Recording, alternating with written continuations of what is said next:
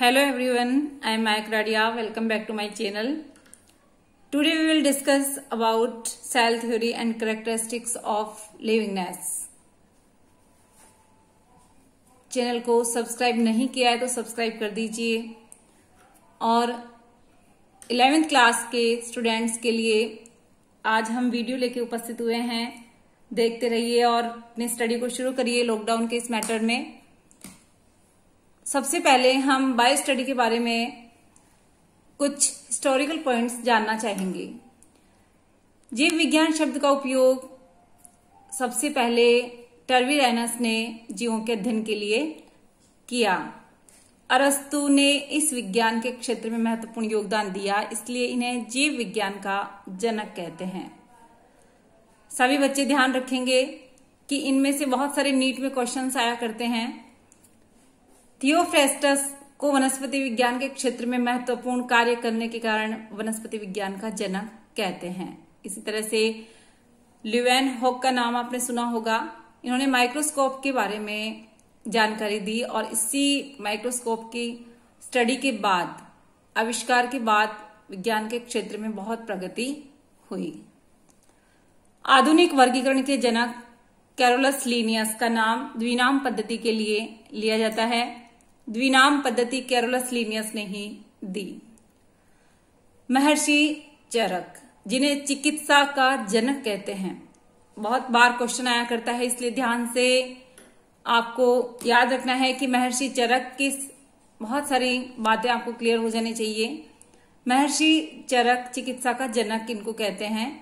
ये पहले चिकित्सक थे जिन्होंने पाचन, उपापचय, मानव शरीर प्रतिरक्षा की अवधारणा दुनिया के समक्ष रखी।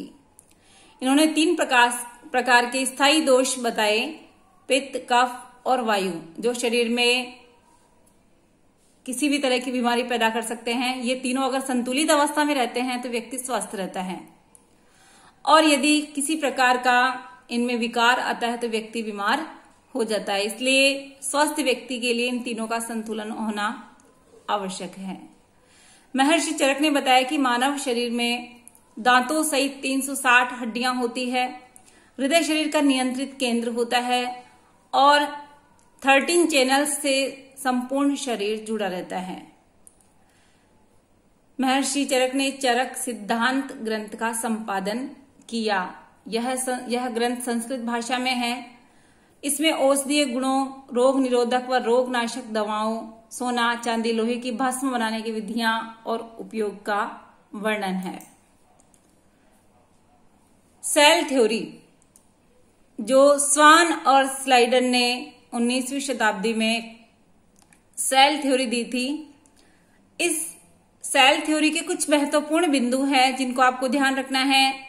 कोशिका जीवों की आधारभूत इकाई है, यानी किसी भी शरीर का या कोई भी बॉडी जो बनती है उसका स्टार्टिंग होता है कोशिका से। प्रत्येक कोशिका में एक जीव से संबंधित सभी लक्षण होते हैं। प्रत्येक नई कोशिका अपनी पूर्ववर्ती पुराने कोशिकाओं से बनती है। इसी तरह से लेमार्किज्म के नाम से जो है सिद्धांत लेमार्क ने दिया था, उपार्जित लक्षणों की वंशानुगति, किंतु बाद में इसको अस्वीकार कर दिया गया और उपार्जित लक्षणों की वंशानुगति के भी बहुत सारे प्रमाण दिए थे लेमार्क ने। इसके बाद चार्ल्स डार्विन ने स्ट्रगल ऑफ लाइफ, प्राकृतिक वर्ण का सिद्धांत इन्होंने दिया। ग्रेगर मेंडल का नाम आपने सुना होगा, मटर पर संकरण प्रयोग किए थे। 10th क्लास में भी आप पढ़ चुके हो इसके बारे में। इन्होंने आनुवंशिकता के नियम दिए। वाटसन और क्रिक ने डीएनए का डबल हेलिक्स जो मॉडल दिया है। हमेशा क्वेश्चन आया करता है इस पे भी कि डीएनए का द्विकुंडलित मॉडल किसने दिया, तो आपको ध्यान रखना है वाटसन और क्रिक वैज्ञानिक थे, इन्होंने डीएनए की द्विकुंडलित संरचना बताई। 1967 में जॉन गार्डन ने नाभिकीय ट्रांसप्लांटेशन का उपयोग करके मेंढक का क्लोन बनाया, जो वर्टिब्रेट्स होते हैं इनका प्रथम क्लोन था। तो सेल थ्योरी के बारे में आपने पढ़ा, विकासवाद के संबंध में लेमार्किज्म के बारे में, डार्विन के सिद्धांत के बारे में, और मेंडल ने जो आनुवंशिकता के नियम दिए इसके बारे में आपने आउटलाइन देखी। आपकी 11वीं क्लास की स्टार्टिंग है, इसलिए आउटलाइन आपको जानना जरूरी है, जिसके बारे में आप आगे स्टडी करोगे।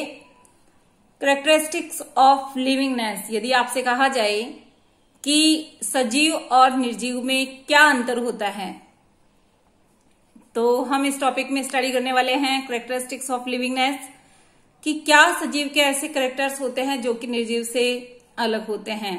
तो हम अपने आसपास या हम खुद में इस तरह के कैरेक्टर्स देखते हैं, कैरेक्टरिस्टिक्स जैसे कि वृद्धि, जनन, पर्यावरण के प्रति संवेदना, इस तरह की क्रियाएं सजीव में होती है। स्वयं को सुसंगठित करने और प्रतिक्रिया करने की क्षमता पाई जाती है, जो कि निर्जीवों में नहीं पाई जाती। सबसे पहले हम बात करें मूवमेंट की, तो सभी जीवधारी जो है मूवमेंट दर्शाते हैं। हम देखते हैं कि जीवधारियों में गति पाई जाती है।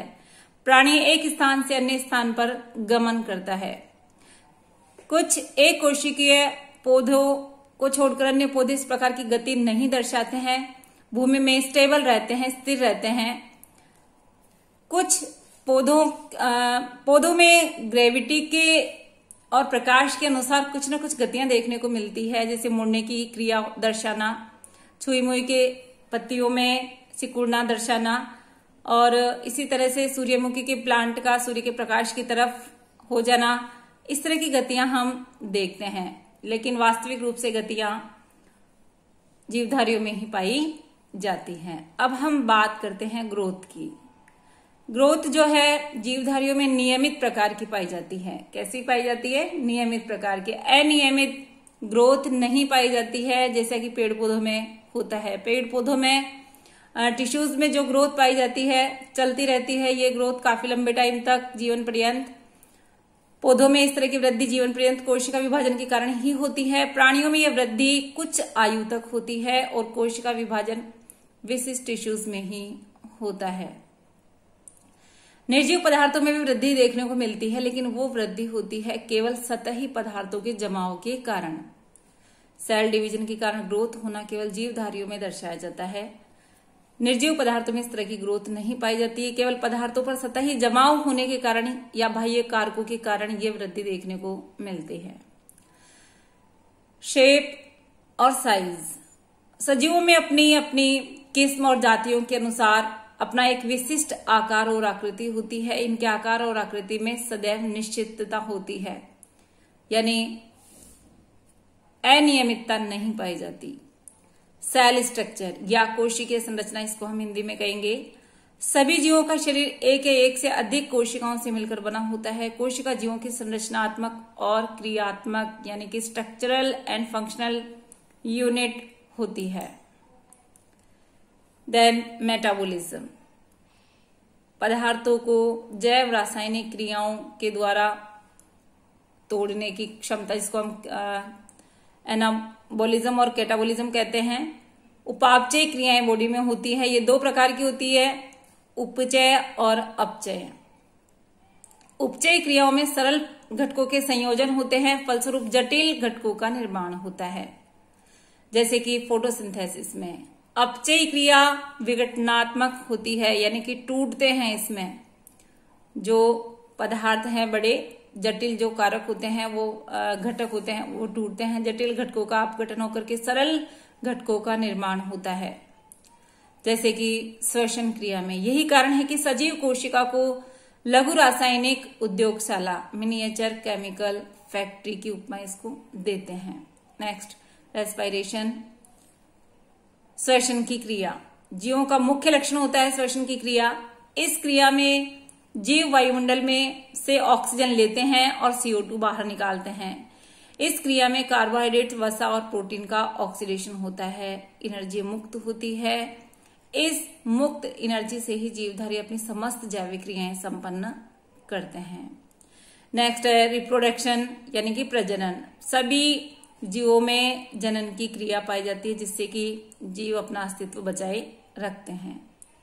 नेक्स्ट है न्यूट्रिशन यानी कि पोषण। जीवधारी की वृद्धि और विकास और जीव द्रव्य निर्माण के लिए भोजन अर्थात ऊर्जा की आवश्यकता होती है, और ये ऊर्जा हमें यानी कि जीवधारियों को पोषित करने के लिए पोषण किया जाता है या भोजन से प्राप्त होती है। पेड़ पौधे इस ऊर्जा को सूर्य के प्रकाश से प्राप्त करके प्रकाश संश्लेषण के द्वारा भोजन का निर्माण करते हैं, भोजन के रूप में संचित करते हैं, जबकि प्राणी इस ऊर्जा के लिए पेड़ पौधों पर आश्रित रहते हैं।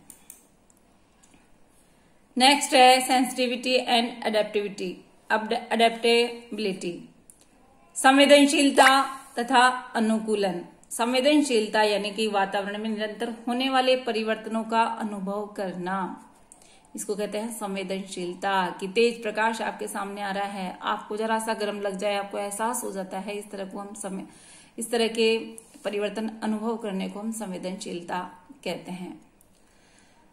इन परिवर्तनों के अनुसार अपने आप को ढाल लेना अनुकूलन कहलाता है।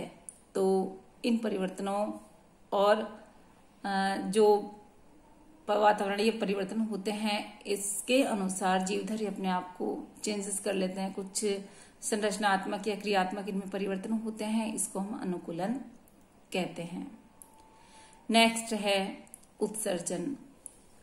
उपापचयी क्रियाओं के फल स्वरूप जो अनावश्यक हानिकारक पदार्थ, वेस्ट मटेरियल अपने शरीर में बनते हैं, इन पदार्थों को जीवधारी निरंतर अपने शरीर से बाहर निकालते हैं, तो इसको हम उत्सर्जन कहते हैं।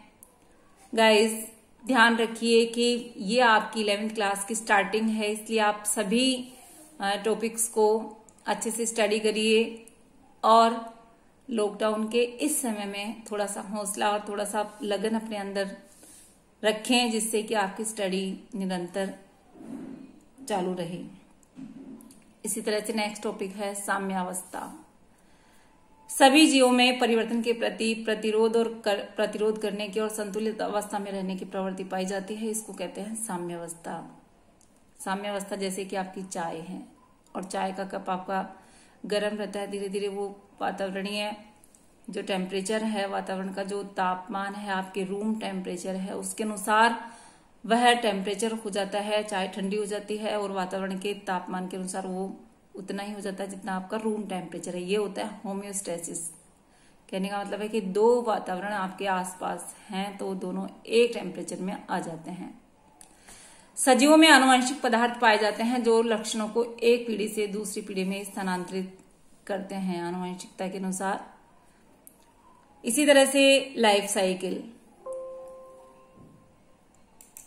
साइकिल यानी कोई भी जीवधारी जन्म लेता है, वृद्धि करता है, जनन करता है, वृद्धावस्था प्राप्त करता है और मृत्यु के रूप में विविध क्रियाएं प्रदर्शित करता है।